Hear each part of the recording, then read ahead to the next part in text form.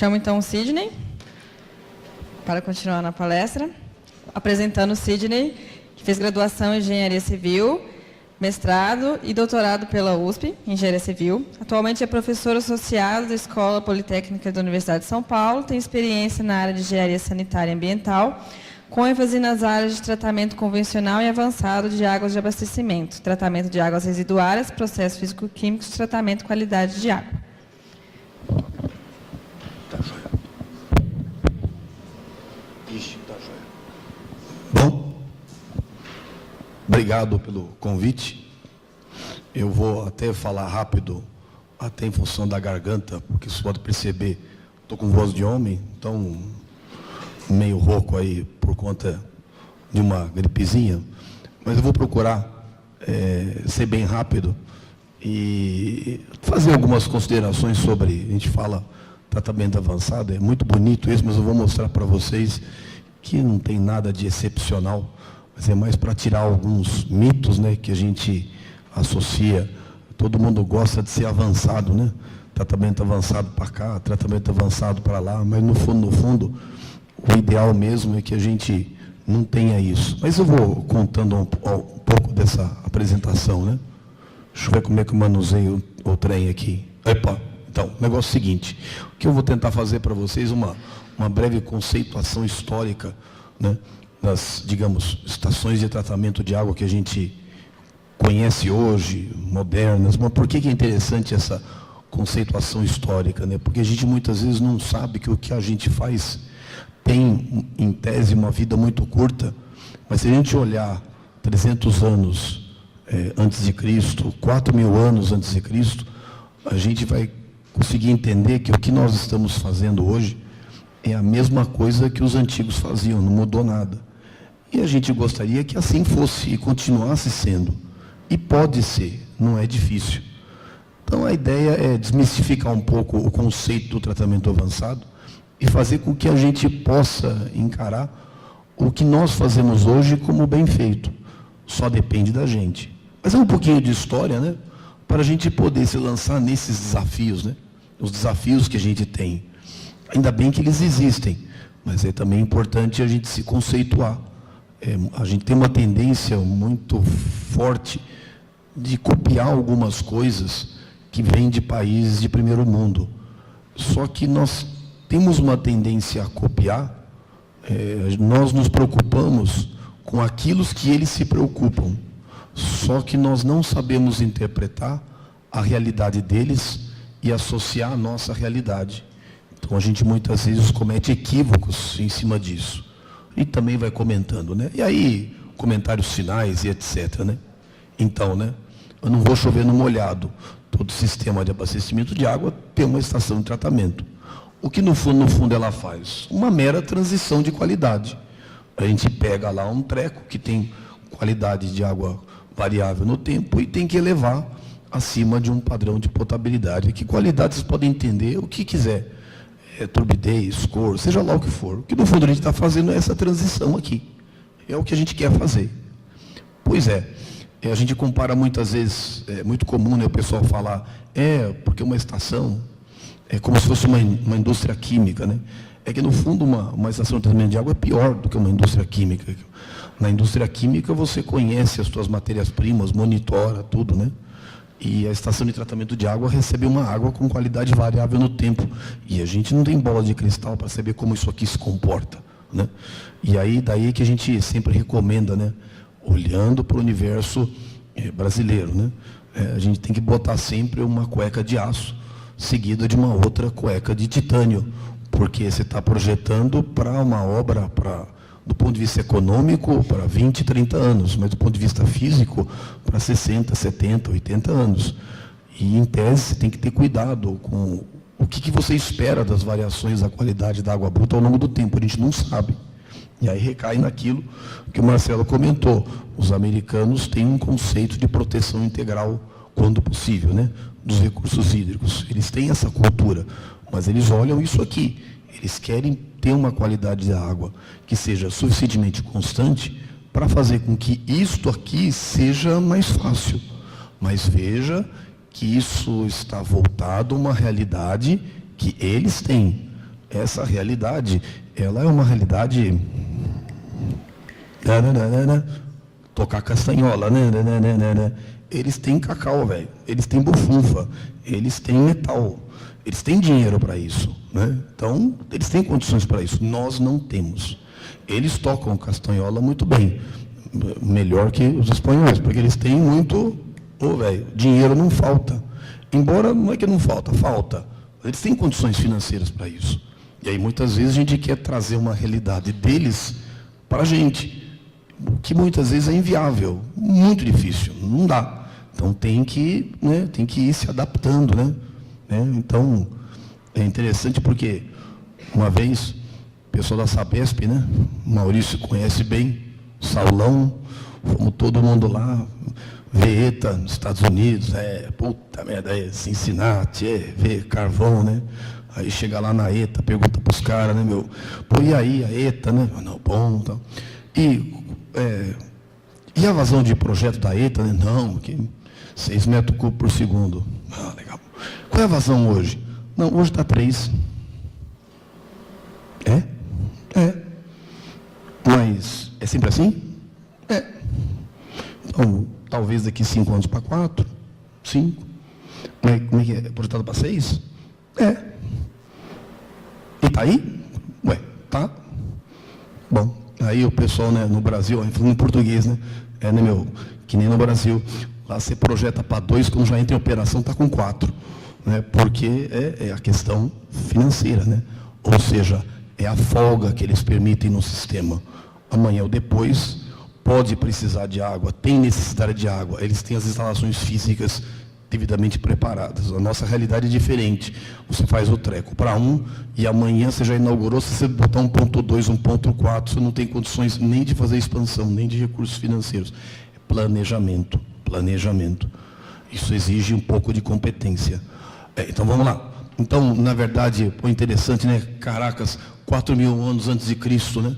Os antigos já falavam sobre o conceito de tratamento. Já conhecia essa importância de você ferver água, filtrar em leitos de areia. A gente acha que tratamento é novo. Em 4.000 anos antes de Cristo já se sabia disso.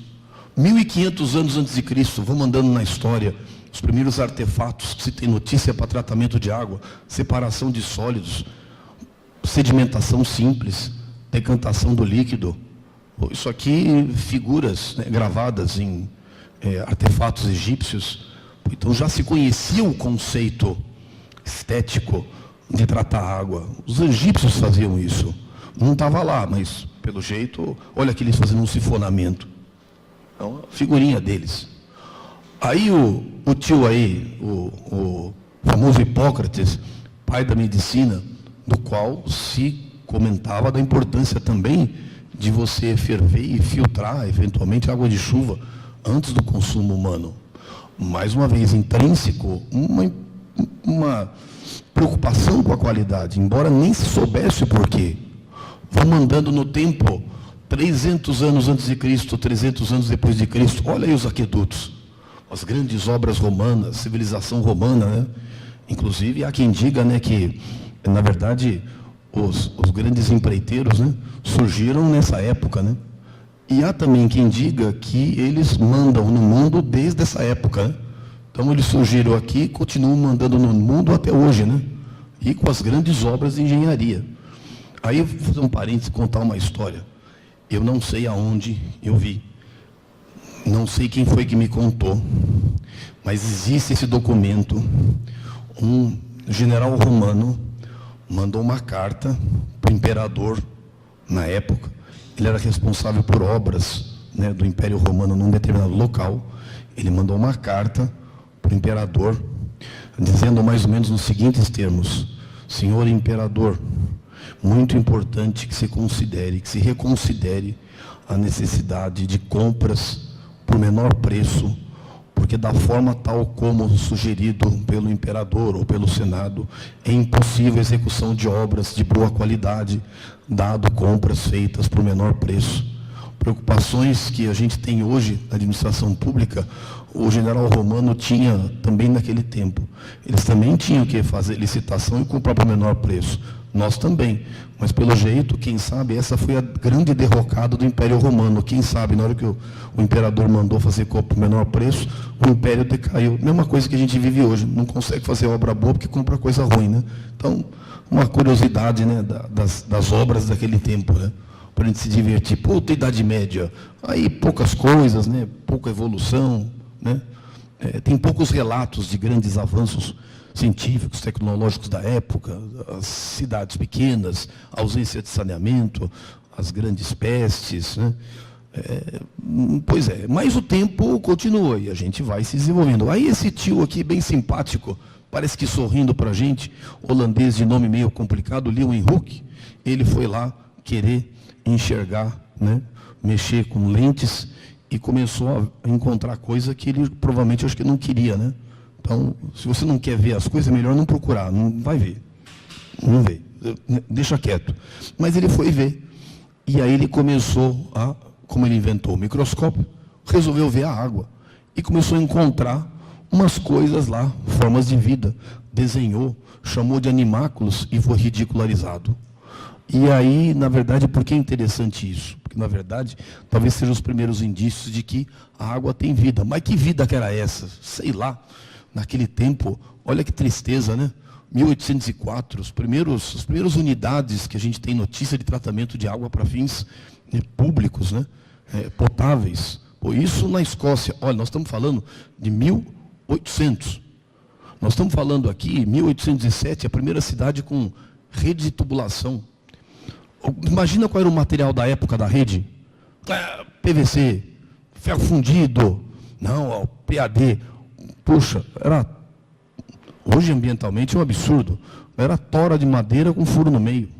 Tem um museu nos Estados Unidos, Museu do Saneamento, não sei aonde é, mas tem uma foto, né, num dos livros da WWA, lá, as primeiras redes de abastecimento, era uma árvore com um buraco no meio. Isso era a doutora da época. Olha, ridículo, né? Mas era o que tinha. Então, para mostrar que, assim, nós, na verdade, temos uma evolução tecnológica crescente, mas ela é relativamente recente, ela é muito nova, embora os antigos já se preocupassem com qualidade. Primeiros parâmetros de qualidade, isso data de 1829, quando começaram a surgir os primeiros parâmetros de qualidade que me permitiam manusear números, colocar em números um conceito abstrato, que era a qualidade. Pois é. Aí acontece que, em 1854, esse tio, né, o famoso John Snow, para os íntimos, o João Neve. Pois é, se vocês pegarem e ligarem o computador de vocês, aí bota John Snow na internet, vai aparecer 4 bilhões, 3 trilhões, 957 bilhões de referências, porque ele é considerado o pai da epidemiologia. Ele mostrou por A mais B, né, a necessidade de que, de fato, a água era um veiculador de doenças. Mas por quê? Sei lá, não sei, mas eu descobri.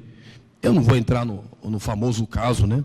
Essa é a famosa Broad Street em Londres, tem lá, né? Pub John Snow, livraria John Snow, zona John Snow, tudo lá tem nome de John Snow, porque o cara é famoso mesmo.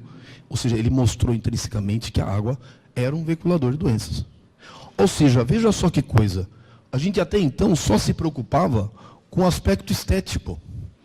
E agora, por força desses indivíduos aqui, os caras eram inteligentes, os pais da microbiologia, né, Louis Pasteur, Robert Koch, botaram por terra, né, a teoria da geração espontânea, coisa ridícula, a gente dá risada, escuta e fala, nossa, que coisa ridícula achar que vida pode nascer de um pedaço de carne num treco lá, né, mas não não existe. Eles mostraram, derrubaram a famosa teoria da geração espontânea, e mostraram a teoria dos germes, mostraram a existência do mundo microbiológico, a existência dos patogênicos. Isso, na verdade, data de 1860, não tem nem 200 anos, nem 200 anos. Ou seja, no fundo, o que a gente sempre se preocupou do ponto de vista histórico? Uma água esteticamente agradável, uma água microbiologicamente segura, acabou. E, no fundo, é o que nós estamos preocupados e tentando fazer até hoje. Não mudou muita coisa. Não mudou. Bom, espero que, graças a Deus, continue assim. Mas a verdade é interessante o seguinte, esses caras começaram a mexer com água? Não. Louis Pasteur era um cientista francês. Ele era um cientista francês cujas preocupações do governo francês eram outras. Pois é, quais são as grandes, economicamente, a grande riqueza francesa naquele tempo? E até hoje? Você vai para a França, você quer o quê? Você quer um bom vinho, né? Aí, um bom vinho você come. Um bom vinho você come com quem? Com um queijo. E, evidentemente, acompanhado de uma bela dama. Lógico, né? De preferência a esposa, né? Porque senão pode dar confusão. Aliás, depois, no final, eu conto para vocês o segredo para um homem ser feliz. Ele precisa de 5 coisas para um homem ser feliz. Me lembre que depois eu conto. É lógico que pela minha toada deve ser piada, né? Mas é mesmo. Mas tem um fundo de verdade. Mas eu vou contar para vocês. Me lembre disso aí. O segredo para um homem ser feliz. Precisa de 5 coisas. 5 coisas. Bom, aí, na verdade, aí surgiu se tem bicho, se é patogênico. Bom, tem que descobrir um jeito de eliminar. Olha aqui o cloro. 1881, quando se descobriu de fato que o cloro tinha poder desinfetante, que eu poderia aplicá-lo no tratamento de águas de abastecimento. Primeira aplicação regular, 1908. Curiosidade, muitos agentes públicos nos Estados Unidos foram processados por utilizarem produtos químicos no tratamento de água. Era um absurdo. A água boa era aquela água que vem da serra, que não precisa colocar nada. Um absurdo. Não se aceitava a aplicação de químicos. A primeira aplicação do sulfato de alumínio como coagulante nasceu por acaso, ninguém sabe bem o porquê. Isso aconteceu nos Estados Unidos por volta de 1909, 1910, 1912. E ninguém sabe porquê, exatamente quem foi. Existem alguns relatos, mas são esparsos. Mas alguém botou um treco lá e melhorou. Mas não se aceitava, a população não aceitava. E muitos agentes públicos foram processados. Muito provavelmente, daqui a 200 anos, os nossos bisnetos, sei lá o quê, vão estar assim, puta, mas aqueles caras ignorantes, hein? Puxa, vê se pode hoje, como é que pode alguém viver sem transgênicos? Olha só que maravilha, qualidade de vida, produtos melhores, alimentos melhores. E naquele tempo, aqueles gabiru lá ficavam contra os transgênicos, queimava plantação de soja. Muito provavelmente, não estou aqui nem contra nem a favor, mas muito provavelmente, talvez seja a mesma concepção que eles tenham no futuro. Ou seja, o conservadorismo, né? A dificuldade de aceitar melhorias. Quem sabe, talvez seja a mesma condição. Mas aconteceu aqui. E é interessante que, se fala em cloro, esse tio aqui, esse George Fuller, esse indivíduo aqui, ele, se não me falha a memória, trabalhava numa companhia de águas em St. Louis. E ele foi o que considerado o pai dos filtros rápidos por gravidade. E ele está aí olhando, fala, puta, que cagada que eu fiz hoje. Puta, que saco.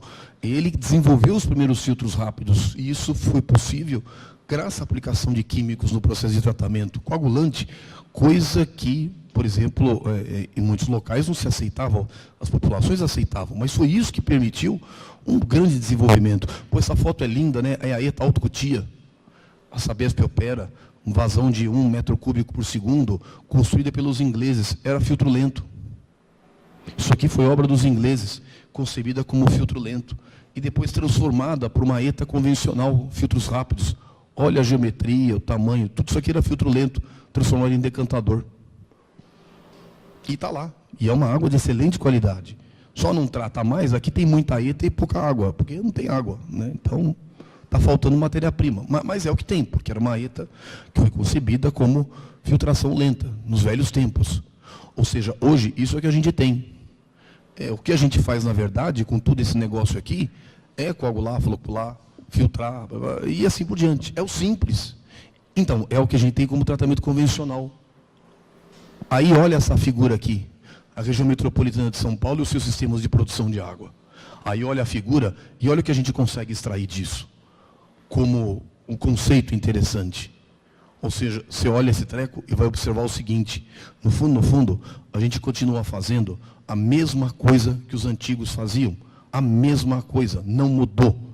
Estima-se que a antiga Roma consumia, na época do apogeu do Império Romano, consumia cerca de 4 a 5 metros cúbicos por segundo de água. É muita água, naquele tempo. Ora, mas, muito provavelmente, o centro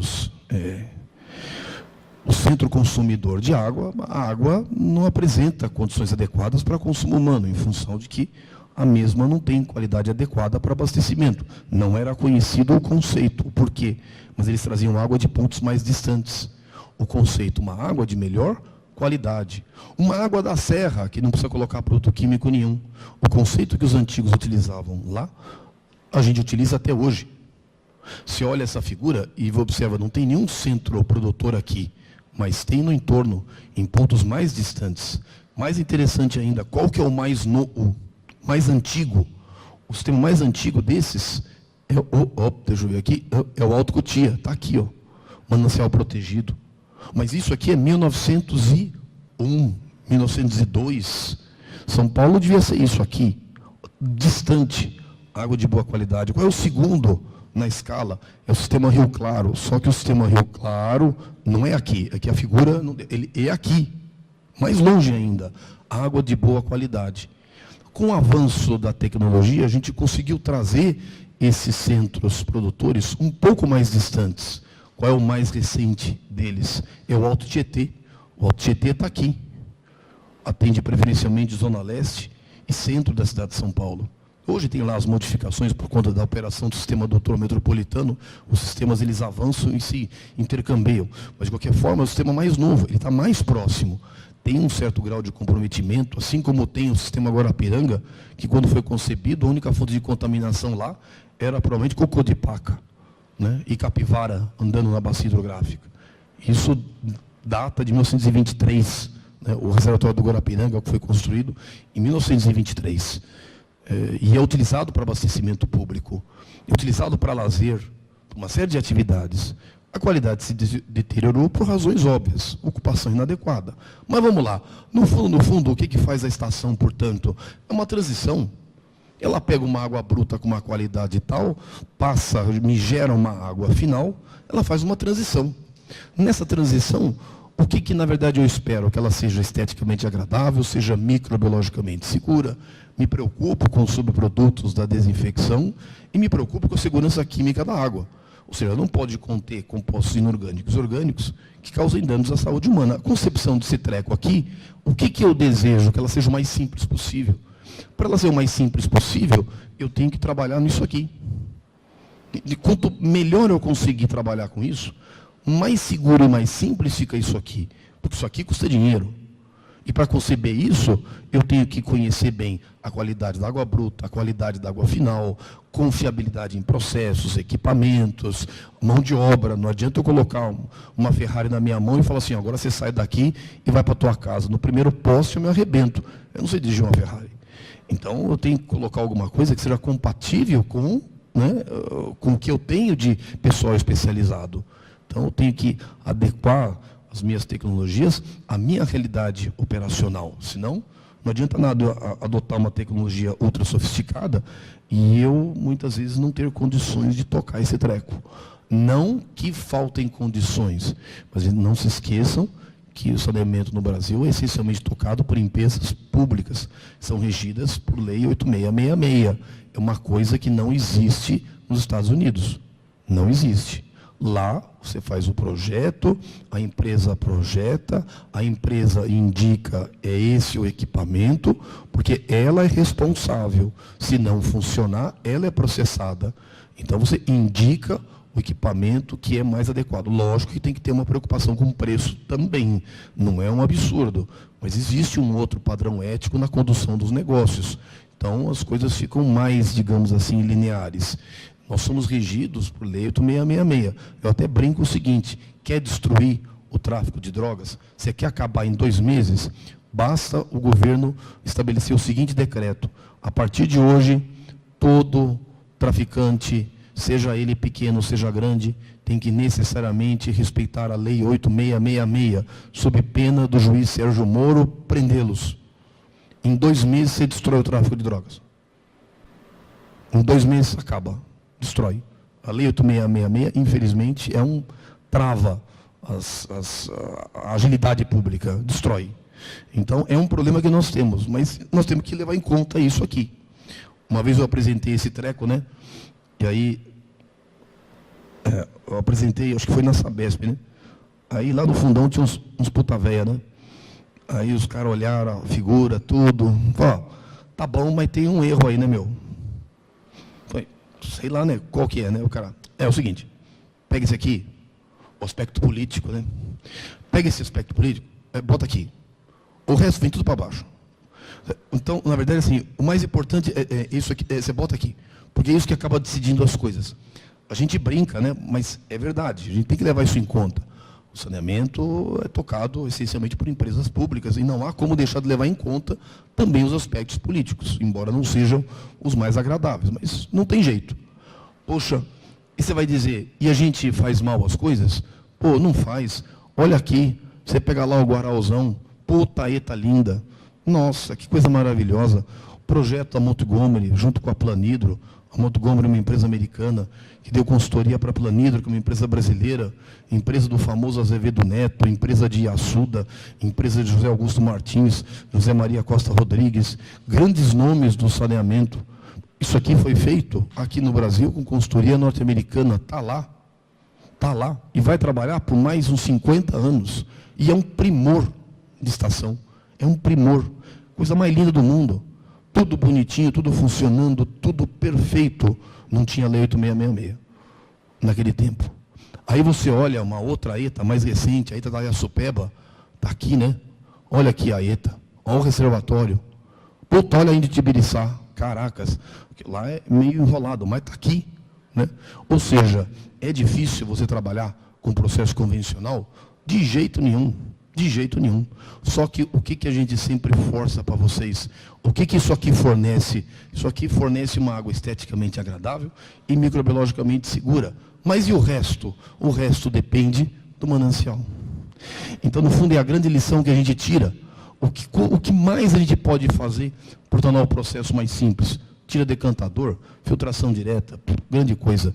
Aí tira o floculador, filtração em linha. Mas ainda assim, a preocupação disso ainda é produzir uma água esteticamente agradável e microbiologicamente segura. Aí o resto, mais uma vez, o resto, velho, é o manancial que vai dar conta. Pois é. Então agora vamos analisar o que a gente espera para o futuro. Aí você olha lá, puxa vida, vamos ver o que a gente pode ter de preocupação futura com parâmetros estéticos. Legal. Os maiores problemas que nos afligem hoje, vamos olhar agora Brasil, botar o pé no Brasil. Quais são os maiores problemas que nos afligem hoje? É gosto e odor. Não tem região metropolitana que não tem ETA que tem problema de gosto e odor. Algumas mais, outras menos. Mas se você pega o universo brasileiro, a maior parte das nossas cidades, né, de grande porte são abastecidas por reservatório de acumulação. Nós não temos histórico de sistemas, de projetarmos sistemas com sistemas eficientes de coleta, afastamento e tratamento de esgotos. Esse tratamento de esgotos que eu estou falando para vocês, não é aquelas coisinhas lá de tratar esgotinho aí para remover carga orgânica. Não é. Bota aí um reatorzinho ASB, bota uma lagoinha de estabilização. Isso não existe. Isso é gambiarra. Né? Eu até costumo dizer que os tratadores de esgoto, né? Vou dar o exemplo do Roque, né? Que é meu irmão, né? Considero como se fosse meu irmão, ele fala o seguinte, tratamento de macho mesmo é lodo ativado. Né? A gente diz isso por quê?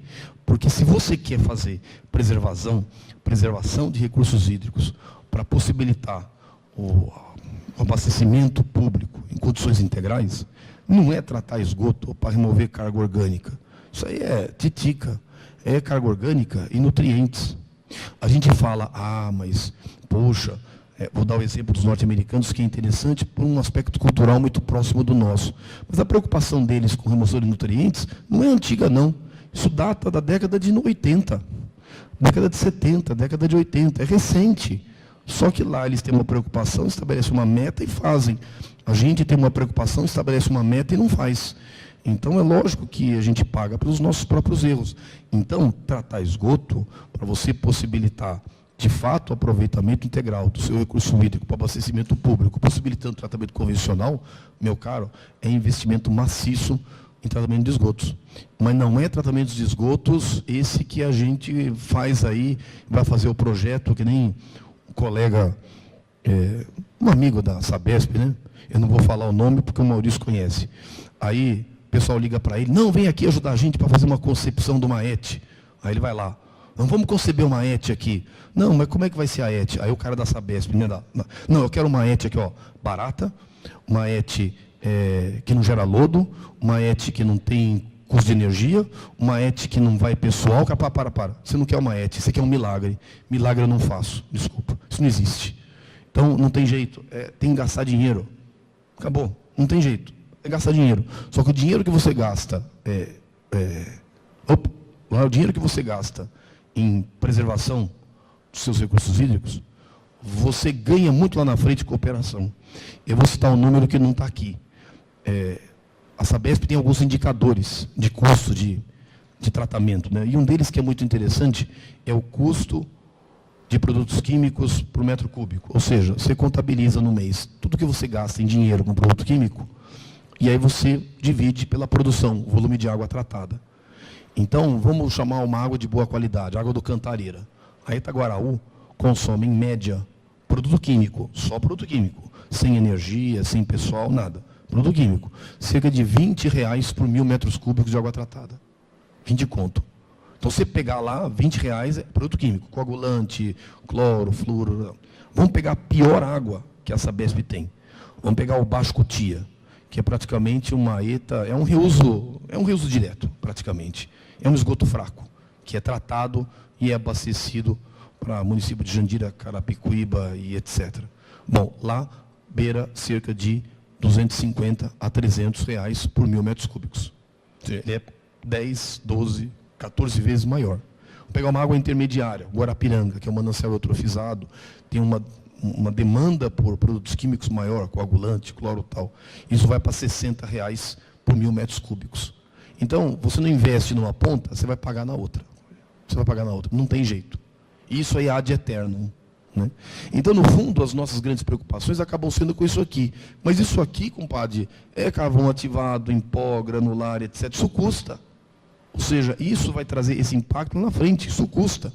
Então, aquilo que a gente muitas vezes acha, e aí eu vou fazer a correção, não é avançado. O uso dessas tecnologias aí, carvão ativado em granular, carvão ativado em pó, e etc., não tem nada de avançado. Eu apenas chamaria de não convencional. Por que não é avançado? Porque todo mundo usa. Se você pegar a indústria química, eles usam isso, vira e mexe, eles usam lá. Mas a preocupação deles é outra. Não tem segredo nenhum, né? Então, me permita, ao invés de falar tratamento avançado, é que avançar, todo mundo quer ser avançado, né? Mas não é. É não convencional. Só isso. Só isso. E isso, na verdade, vai te impactar aqui. É lógico que, puxa vida, né? Não tem como a gente deixar de falar nisso, né? Ou o pessoal fica falando muito em turbidez de água filtrada, e que a turbidez de água filtrada menor que 0,2 no filtro, menor que 0,3. Nossa, isso é um absurdo. Isso é um absurdo. Aí você vai dizer, mas foram os norte-americanos que têm essa preocupação. Mas é assim, eles podem, eles têm condições disso, eles podem, e é um exagero. Por que eu digo isso? Aí, lembrando sempre, né?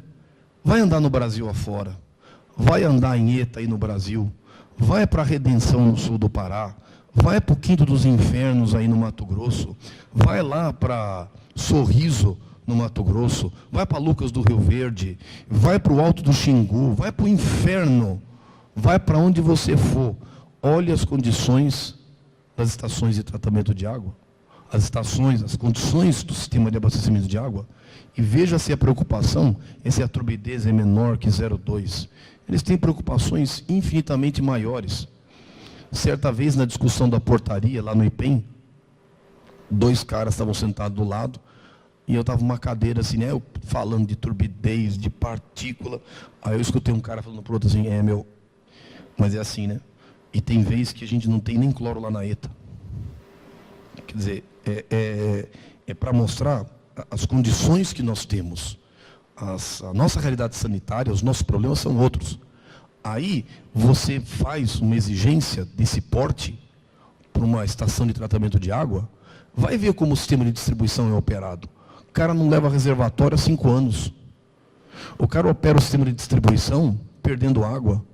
O cara não consegue manter pressões efetivas no sistema. O sistema trabalha praticamente com rodízio, com intermitência, e quer se preocupar com limite de turbidez que é, digamos, inatingível. Isso aqui é lei morta. Mas eu não posso deixar de dizer que, de fato, é uma preocupação. Vamos deixar isso para o futuro. Vamos deixar isso para o futuro. As nossas preocupações são muito mais significativas e muito maiores. Os nossos problemas são muito maiores. Mas, por sua vez, eles são mais simples de resolver. São muito mais simples. Não é difícil.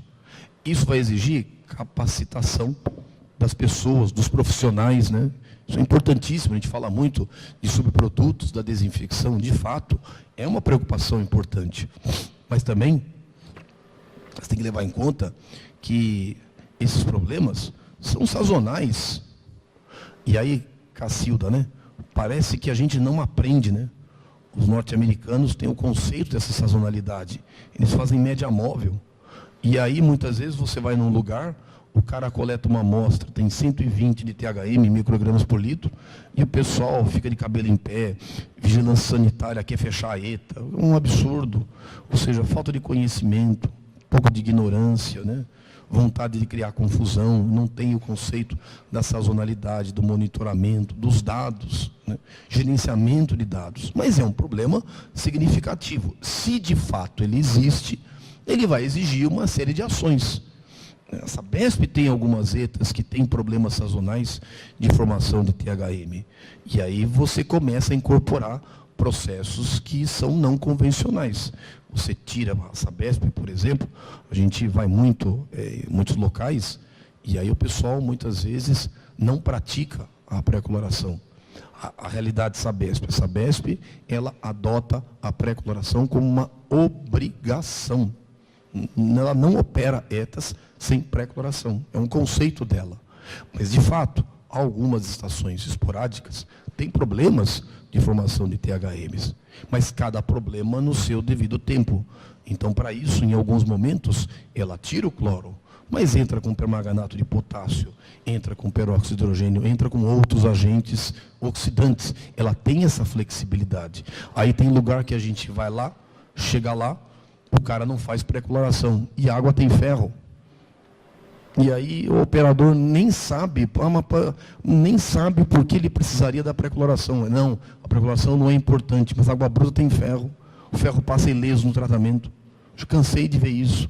Ou seja, é a falta de você enxergar o todo, você ter dados, você monitorar, entender as coisas.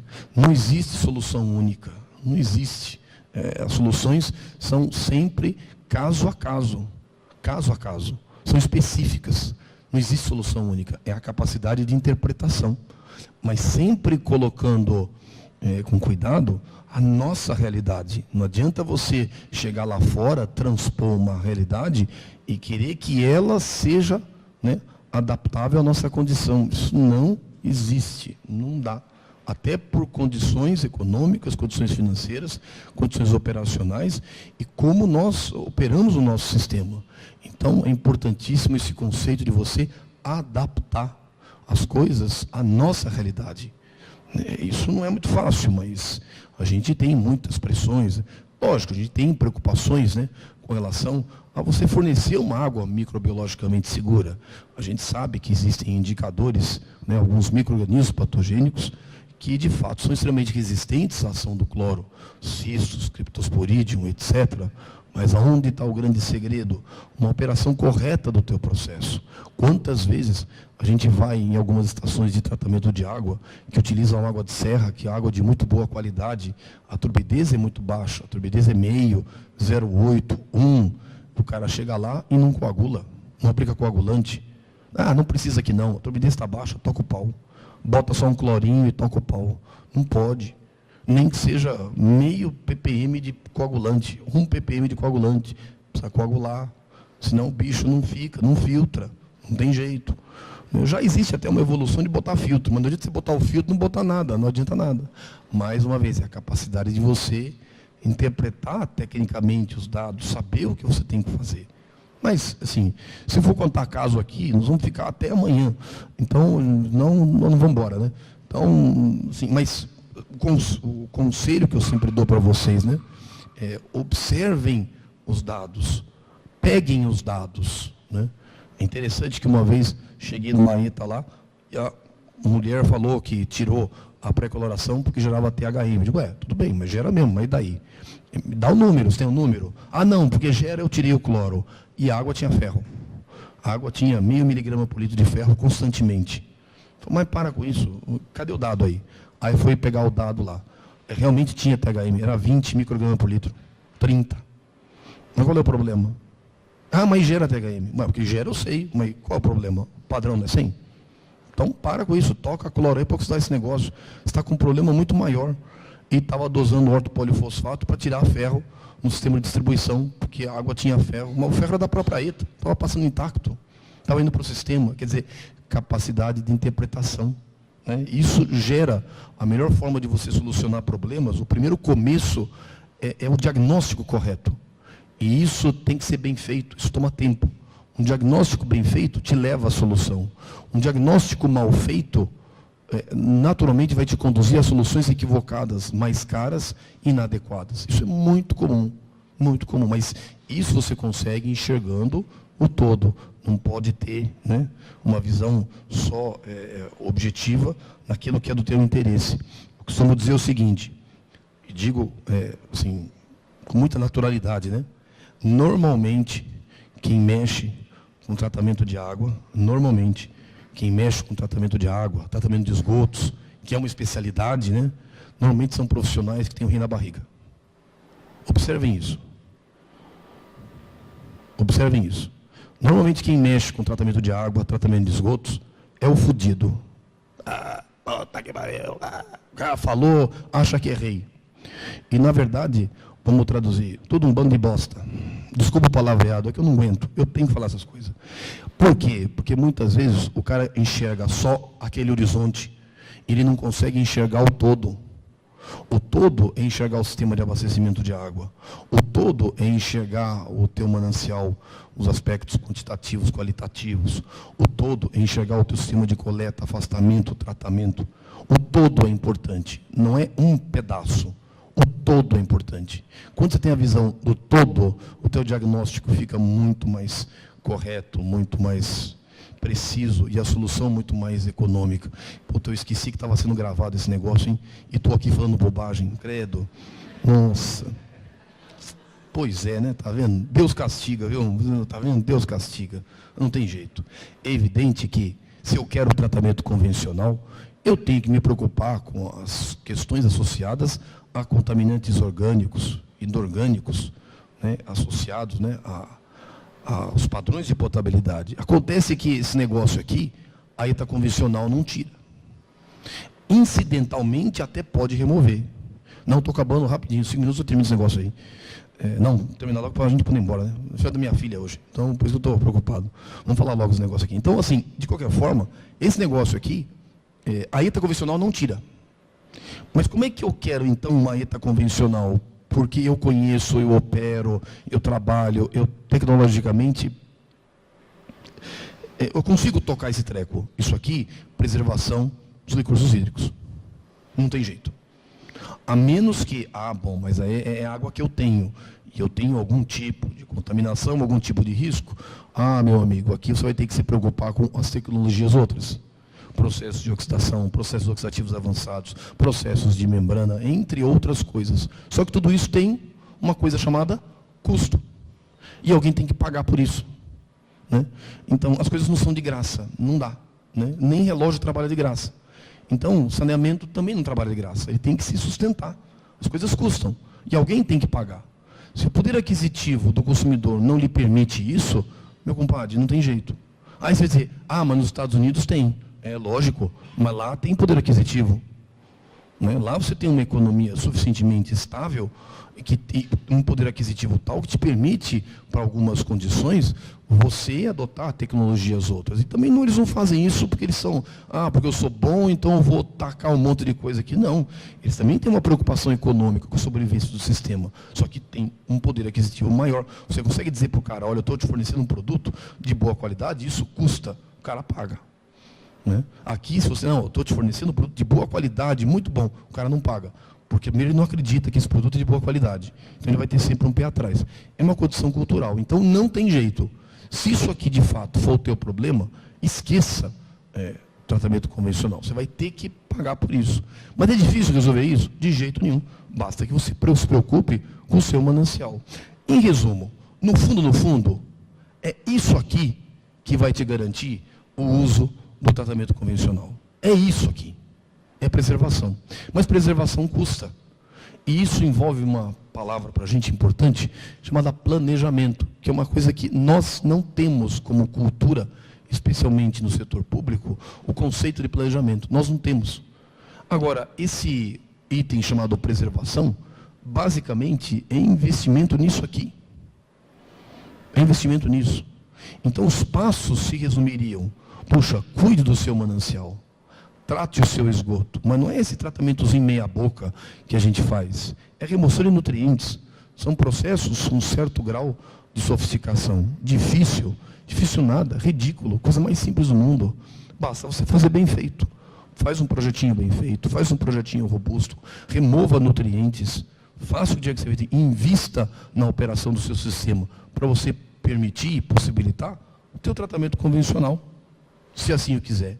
Se você tiver um sistema convencional, que é o que a gente sempre quer, a gente não vai fugir da necessidade de otimizar.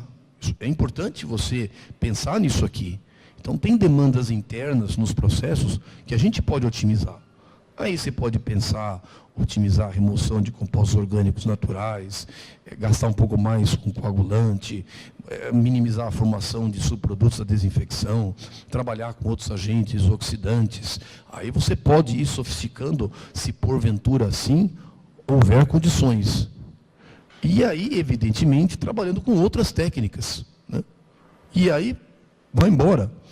A coisa mais simples que você pode fazer numa ETA, para fins de manutenção da qualidade da água, dosa carvão ativado em pó. Utiliza carvão ativado granular, se você quiser. Cacilda, isso aqui, velho, o quilo disso, um bom carvão, não um carvão de churrasqueiro, é 6 pau o quilo. Isso custa. Mas muitas vezes é necessário. A ETA BV faz isso. Tem um sistema, né, profissional de dosagem de carvão. A ETA Supeba tem, mas custa. Mas ela tem que lidar com uma coisa que é simples, são problemas de gosto e odor sazonais, e que custa dinheiro. E você tem que botar o carvão, tem que botar de tempos em tempos. Isso custa, mas é a coisa mais simples que você pode fazer, mas custa dinheiro. Num futuro, a gente não sabe quando, a gente vai ter que trabalhar com isso aqui. Membranas de micro, ultrafiltração, já tem algumas aplicações na Sabesp, né? A ETA BV tem hoje 2 módulos de 500 litros por segundo de microfiltração. Né? A ETA Rio Grande tem um módulo de quase 1 metro cúbico por segundo de ultrafiltração. Então já tem algumas aplicações. Bertioga tem uma ETAzinha lá que também tem, né, um sistema de ultrafiltração. É lógico que existem outras questões envolvidas, mas não vou falar aqui, né, por motivos óbvios, mas já é uma coisa que já está palpitando, mas sempre balizado, pensando numa condição, numa questão econômica. Quem sabe mais para frente isso aqui, mas isso aqui vai tomar tempo. Então, o conselho que eu posso dar para vocês, basicamente, é esse aqui. Primeiro, meu muito obrigado. Depois, dizer assim, é difícil a gente trabalhar com um processo convencional? Não. Tudo depende do quê? Da tua matéria-prima. Então, sempre que possível, preserve a tua matéria-prima. Trate a tua matéria-prima como a coisa mais importante que você tem. Ela vai te possibilitar redução de custos. E não é pequeno. Só que preservação é uma tecla que a gente sempre insiste, e aí fica muito no genérico. Não é preservação de recursos hídricos, o mais simples, trata esgoto, só isso. Mas trata bem feito, faz um projeto bem feito, opera direitinho, e sempre que possível, o escopo não é carga orgânica, é remoção de nutrientes. Não é difícil, basta investir na operação. Na verdade, eu deveria falar de água, estou falando mais de esgoto, mas no fundo é a ponta que a gente tem, é a ligação que a gente faz. Então, não é difícil. Por que eu digo que não é difícil? É para evitar que a gente tenha que adotar essas tecnologias outras que eu coloquei aqui. Por que evitar? Porque isso, para a gente, é um custo extremamente elevado. Extremamente elevado. E algo que nós ainda não estamos devidamente preparados. Então, nós não temos a cultura operacional para trabalhar com processos, digamos, não convencionais. Também não é nenhum bicho de 7 cabeças. O problema é a condição econômica de você conseguir implantar e tocar isso para frente. Então, invista lá na ponta, lá embaixo. É melhor do que você ter que investir no tratamento, digamos, adotando tecnologias outras, e depois você ter que incorporar um negócio que você não tem condições, que apresenta viabilidade econômica restrita. Então, procurem trabalhar na ponta lá de baixo, é sempre melhor, para evitar, para possibilitar que vocês possam sempre trabalhar com o tratamento convencional. Faltou falar, né, o segredo, os cinco segredos para um homem ser feliz, né? Ficou? Então, é o seguinte, eu vou tentar lembrar direitinho como é que era, mas era mais ou menos assim. Isso aí foi uma frase que ganhou um prêmio num túmulo nos Estados Unidos. Fica no estado de Utah. O cara fez a lápide dele e falou, quando morrer, coloque isso na lápide. Fizeram um concurso no estado para... O americano gosta de fazer concurso para tudo, né? Até cuspe. Aí, foi o concurso do túmulo mais visitado. Aquele túmulo ganhou o concurso, o túmulo mais visitado. Então, está escrito lá. Cinco coisas para um homem ser feliz. Para um homem ser feliz, é importante que tenha uma mulher que cuide da casa, que goste de cozinhar e que tenha um trabalho. Né? Segundo, é importante uma mulher que te faça rir. Terceiro, né? É importante uma mulher que goste de você e que não minta para você, que seja honesta e que não minta para você. Aí a quarta, né, condição. É importante uma mulher que seja boa de cama, né, e que goste de ficar com você. Aí a quinta condição. É importante que essas 4 mulheres não se conheçam. Porque se elas se conhecerem, você pode acabar morto como eu.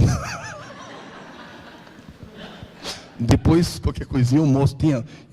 Acho que eu tenho a foto desse túmulo. Aí está lá escrito, né? Direitinho. Então, é a regra para um homem ser feliz.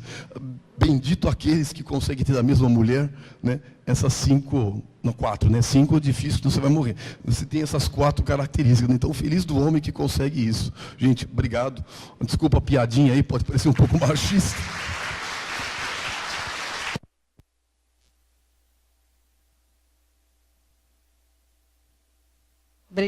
Obrigada, Sidney. Convido a